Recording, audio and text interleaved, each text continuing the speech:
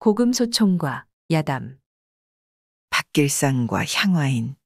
광해군이 왕위에 있던 1608년부터 1623년까지 조선은 나라 안으로 빈번한 역모 사건과 나라 밖으로 북방에서 새로 일어난 후금의 위협에 시달리느라 사회가 무척 혼란스러웠습니다. 이러한 틈을 노려 조선 각지에 도적이 들끓었습니다. 1609년 8월 광해군 일기의 기사를 보면 다음과 같은 내용이 나옵니다. 경기도 용인에 사는 조선에 귀화한 외국인을 칭하는 향화인들이 소란을 피운다는 것인데, 기사를 보면 박길상이 이끄는 80여 명의 남자와 여자가 포함된 향화인이 용인 고을 오리 안에 있는 장터의 큰 길가에 7에서 8년 동안 살았습니다. 박길상은 부하 16에서 18명을 거느리고 말을 타거나 걸으면서 활과 화살 및 긴 칼과 몽둥이를 무기로 삼아 집단으로 지나가는 사람들을 쫓아가 물건을 빼앗는 도적질을 일삼았다고 합니다. 또한 향화인들은 읍내의 땅을 원래 주인들한테서 빼앗아 농사를 짓거나 곡식을 마구 베어가는가 하면 자신들이 키우는 소와 말들을 멋대로 풀어서 그 가축들이 남의 땅에 들어가 곡식을 먹어치우도록 내버려 두는 식의 행패도 저질렀습니다. 이를 견디지 못한 백성이 관청에 알려 고발하면 관청에서 향화인들에게 사람을 보내 관하로 나오라고 하는데, 문제는 관청의 명을 알리려고 온 사람한테까지 향화인들이 마구 때리며 행패를 부린다는 것이었습니다. 이토록 향화인들이 깽판을 치다 보니 마을 주민이 그들을 두려워하여 집 밖으로 나가는 것도 꺼릴 정도였습니다. 향화인들의 포악함을 보고 받은 광해군은 그들을 향화호인이라고 불렀는데, 여기서 언급된 호는 오랑캐를 가리키는 말로 조선시대에는 주로 여진족을 뜻했습니다. 즉 박길상을 포함한 향화인들은 이름을 조선식으로 받았어도 본래 거칠고 사납게 살아가던 여진족의 풍습을 버리지 못하고 조선 땅에서 그들이 원래 하던 대로 살려고 했던 것입니다. 광해군은 이들 향화인들의 세력이 커지면 더 행패를 부릴까봐 걱정이 된다면서 그들을 육지에서 멀리 떨어진 바다 가운데 섬으로 보내서 더는 백성에게 피해를 주지 못하도록 하는 조치를 취했습니다. 그런가 하면 국가 공식 기록인 조선왕조실록에는 없지만 조선 후기의 학자인 이긍익이 편찬한 책인 연려실기술에는 백마적이라는 흥미로운 모습을 한 도적 집단이 등장합니다. 연려실기술이 인용한 책인 일월록에 의하면 1617년 겨울 경상도 서쪽에 도적대가 나타났는데, 그들은 삼배로 말이 입는 옷을 만들어서 밤에 다닐 때 그것을 말에게 씌웠기 때문에 마치 하얀 말을 타고 다니는 것처럼 보여서 백마적이라는 이름이 붙었다고 합니다. 조선시대에 말을 타고 도적질을 하는 임꺽정이나 장길산 등이 있기에 그리 놀라울 것은 없습니다. 그러나 마적 중에서 말에다가 삼배옷을 입혀서 다닌 집단은 이 백마적이 유일할 것입니다. 무엇 때문이었을까요? 중세 유럽의 기사들처럼 말을 화살 같은 공격으로부터 보호하기 위해서는 아니었을까요? 그렇다면 왜 하필 밤중에 다닐 때 하얀 삼배옷을 말한테 입혔는지 이해하기 어렵습니다. 어두운 밤에 도적질하러 다닐 때 다른 동료와 자신을 쉽게 드러내어 길을 잃어버리지 않게 하기 위함은 아니었을까요? 그렇다면 관군이나 포졸들 눈에 쉽게 띌 텐데 이런 점은 염두에 두지 않았던 것일까요? 추측건대 말을 탄 도적들이니 들킨다고 해도 재빨리 달아나면 된다고 생각했을지 모릅니다. 백마적을 이끄는 두목은 이경기였습니다. 경상북도 영주의 군수인 조찬안이 이경기를 붙잡아서 감옥에 가두었는데, 남은 백마적의 무리가 감옥을 습격해서 옥문을 부수고 이경기를 구출해서 함께 달아났습니다. 평범한 도적 같으면 두목이 잡혔을 경우 자기들만 살겠다고 도망가기 십상인데, 붙잡힌 두목을 구하러 감옥을 습격해 부수는 대담한 일을 벌인 것을 보면 백마적은 상당한 결속력과 규율을 갖춘 집단이었던 듯합니다. 조찬하는 이 경기를 놓친 죄로 1617년 10월 파직되어 한양으로 끌려왔으나 광해군에 의해 충청도와 경상도와 전라도의 모든 도적을 체포하는 벼슬인 삼도토포사에 임명됩니다.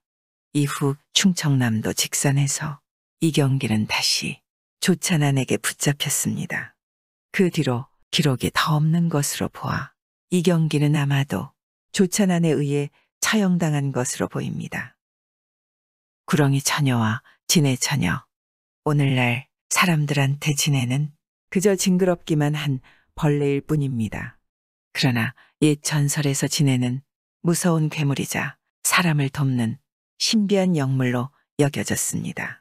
충청남도 보령군에는 조선인조 무렵의 재상인 김자점과 진해에 관련된 전설이 전해 내려옵니다.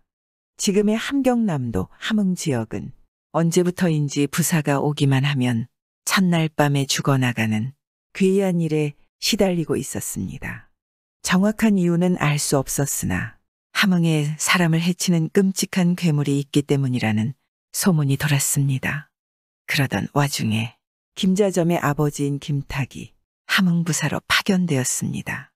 김탁은 함흥 관하로 가서 머무는 방 안의 화로에 불을 피운 다음 담뱃잎 수십 개를 던져넣고 마루에는 명주실을 벌려놓았습니다. 관아의 아전과 포졸들은 김탁이 하는 일의 이유를 알 수 없어 고개를 갸웃거렸습니다. 밤이 되자 관아에서 무언가가 땅을 걸어 다니는 것 같은 이상한 소리가 났습니다. 정체를 알 수 없는 커다란 물체가 땅을 기어다니더니 김탁이 머무는 방 안으로 들어가려 했습니다. 하지만 방 안 가득한 담배 냄새를 맡고는 들어가지 못하고 달아나 버렸습니다. 그때 마루에 놓인 명주실을 끌고 갔습니다. 다음 날 아침 김탁은 명주실이 이어진 곳을 찾았습니다. 그것은 관아 지붕의 용마루 속이었습니다. 김탁은 아전을 불러서 큰 가마솥을 가져오게 한 다음 기름을 붓고는 장작불을 피워 뜨겁게 끓였습니다. 그러고는 대장간에서 가져온 커다란 집게로 용마루 속을 이리저리 쑤셔 구렁이처럼 커다란 진해 한 마리를 잡았습니다. 김탁의 명을 받은 포졸들은 집게로 잡은 진해를 관아 마당에 떨어뜨렸습니다. 김탁은 재빨리 칼을 뽑아 진해를 여러 토막으로 잘라버렸습니다. 그런 다음 토막난 진해를 가마솥에 넣었는데 이는 몸이 잘렸어도 나중에 다시 살아날지 모른다는 우려 때문이었습니다. 진해의 머리 부분을 가마솥에 넣자 파란 기운이 나오더니 김탁의 얼굴에 닿습니다. 그러자 김탁의 얼굴에 붉은 점이 하나 생겼습니다. 그 점은 김탁이 아내와 잠자리를 같이 하여 아들을 낳고 나서야 사라졌습니다. 그런데 태어난 아들의 볼에 붉은 점이 하나 있었습니다. 김탁은 아들의 이름을 점이 있다는 뜻인 김자점이라고 지었습니다. 김자점은 훗날 도원수라는 높은 벼슬에 올랐지만 청나라의 효종 임금을 모함한 죄가 드러나 역적이 되어 온 가족과 더불어 처형당했습니다. 사람들은 이를 두고 김탁 이전의 함흥부사들은 모두 그 진해가 죽였다. 김자점은 김탁이 죽인 진해가 사람으로 환생하여 일부러 김탁의 가문을 멸하려고 역적질을 한 것이다 하고 수군거렸습니다.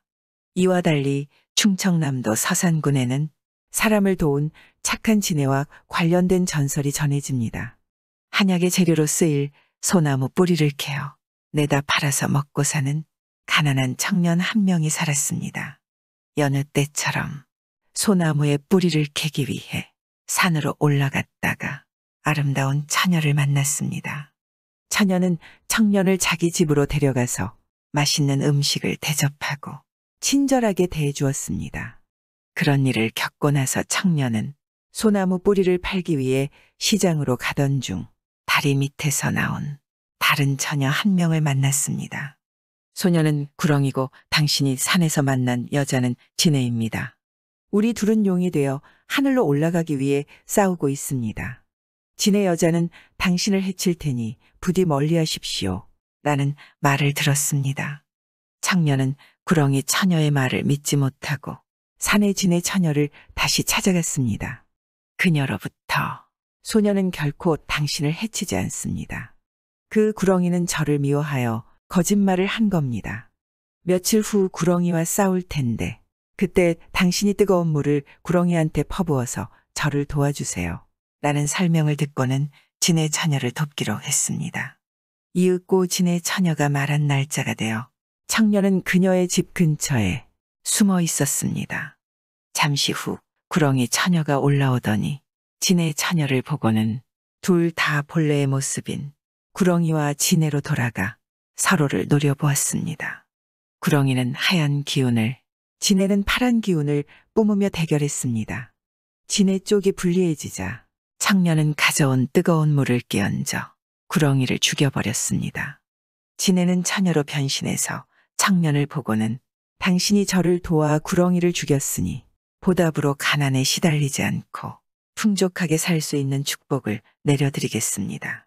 하고 말하고는 하늘로 올라갔습니다. 그 후로 청년은 진해의 예언대로 가난에서 벗어나 풍요로운 삶을 누렸다고 전해집니다.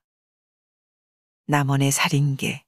전라북도 남원은 양반 귀공자 이몽룡과 절개를 지킨 기생춘향과의 아름다운 사랑 이야기를 담은 판소리 춘향가의 무대로 널리 알려져 있습니다. 그러나 남원에는 이런 아름다운 이야기와 정반대되는 어둡고 잔혹한 이야기도 있습니다. 조선 인조 무렵 남원에서 활동했던 비밀 조직인 살인계가 그것입니다. 살인계에 관한 내용은 인조실록에 처음 언급됩니다.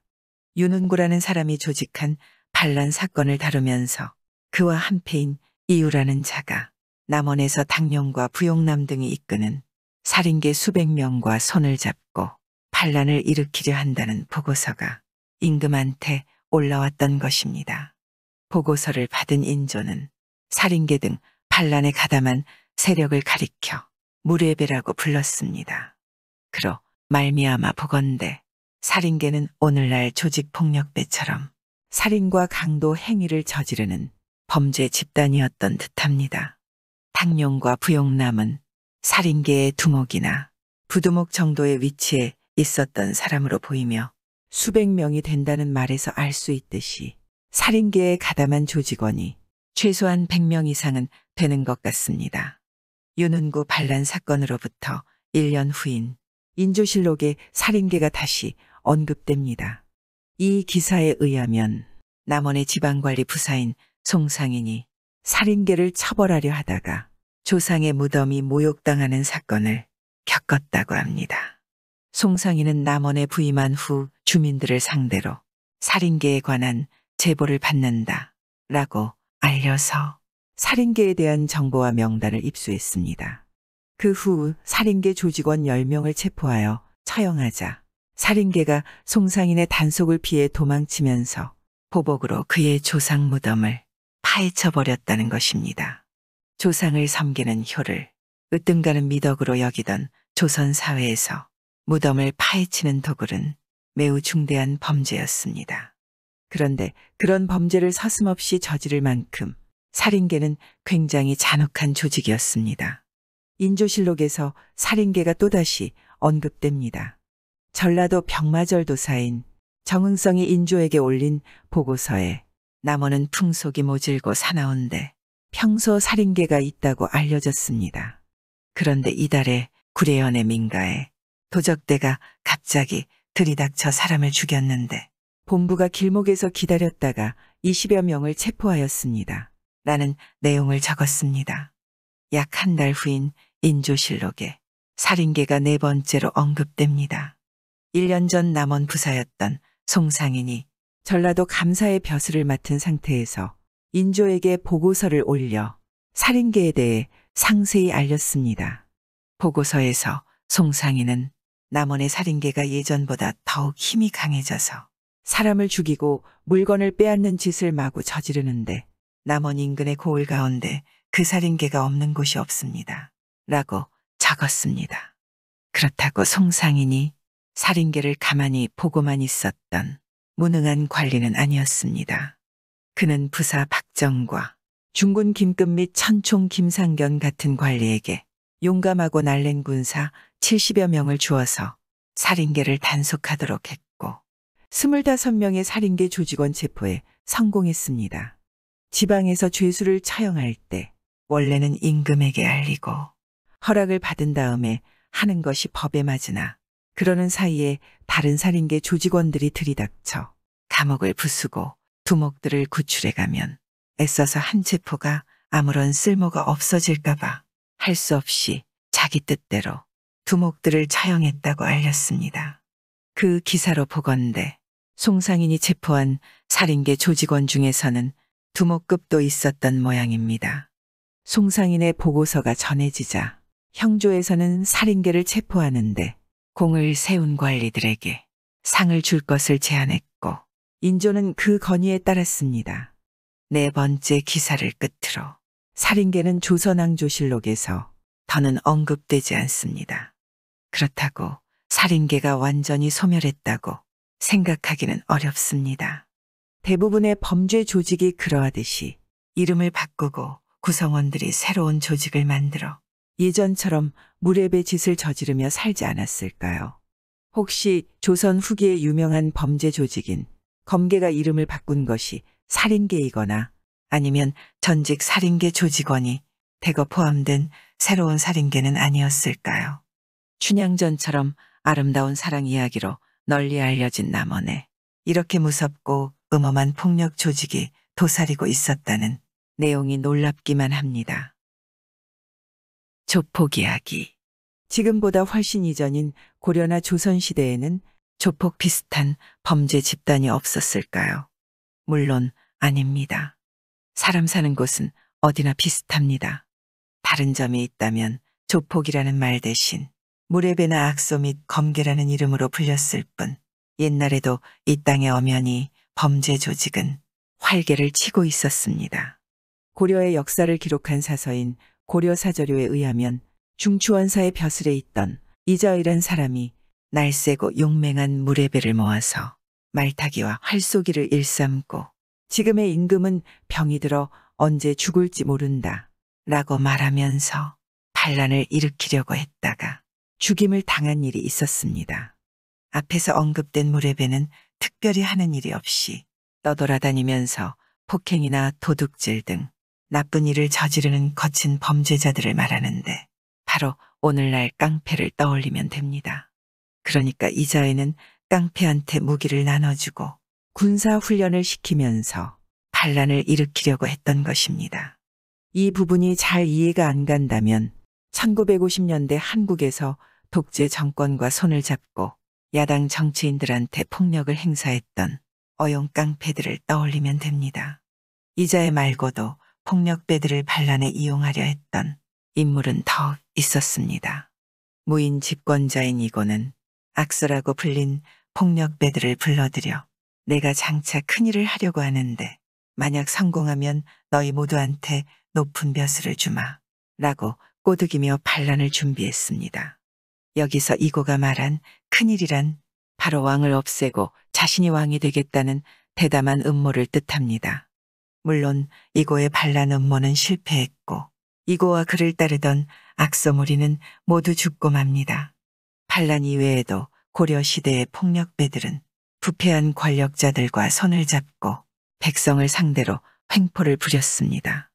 한 예로 고려 무신 정권 시대에 국왕을 능가하는 최고 권력자였던 최후의 아들인 만종과 만전은 무례배를 끌어들여 자신들의 부하로 삼고는 몽골군처럼 꾸민 말을 타고 경상도 각지를 돌아다니면서 백성에게 쌀 50만 석을 강제로 빌려주고는 가을이 되면 무례배들을 보내 빌려준 쌀에 이자를 쳐서 몇 배로 뜯어냈다고 합니다. 요즘 사회적으로 문제가 되고 있는 조폭이 결합된 사채업자 노릇을 고려시대에 했던 것입니다. 그러나 고려시대에 폭력배들이 가장 악랄하게 날뛰었던 때는 충혜왕이 다스리던 시기였습니다.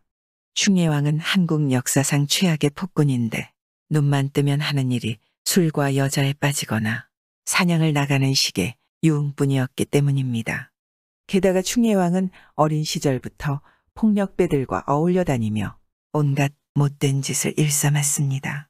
그런 그가 왕이 되자 악서들은 폭군의 측근이 되어 백성을 상대로 포악한 행패를 부렸습니다.